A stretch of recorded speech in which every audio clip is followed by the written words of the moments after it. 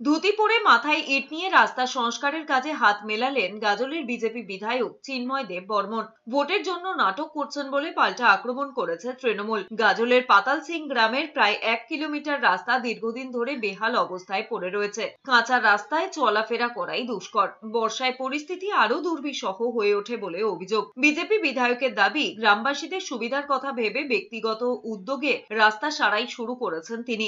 এই প্রসঙ্গে বিজেপি বিধায়ক বলেছেন, বিভিন্ন কাজে যাতায়াতে প্রচুর অসুবিধার মধ্যে পড়তে হয় এলাকাবাসীদের। তাই বিধায়ক ফান্ড নয়, ব্যক্তিগত উদ্যোগে রাস্তা মেরামতের কাজে নিজেই হাত লাগিয়েছেন বলে জানিয়েছেন চিন্ময় দেব বর্মন। আমি তাদের কথা দিয়েছিলাম সেই ভগবান রামচন্দ্রের সেই পুজোর দিন 22শে জানুয়ারি যে এই রাস্তাটা আমি করব বা করে দেওয়ার ব্যবস্থা করব। আমি ব্যক্তিগত উদ্যোগে, সম্পূর্ণ ব্যক্তিগত, এমএলএ বিধায়ক ফান্ড নয়, ব্যক্তিগত উদ্যোগে আমি এই গ্রামের মানুষদের, গ্রামের মায়েদের, বোনেদের পঞ্চায়েতের সাহায্য নিয়ে আর এই গ্রামের এই রাস্তাটি মেরামতের কাজে আজকে আমরা সমবেত হয়েছি। মাননীয় মহাশয়ের কাছে আমার রিকোয়েস্ট, উনি এখন ওই যেমন খুশি তেমন সাজো প্রতিযোগিতায় নেমেছে।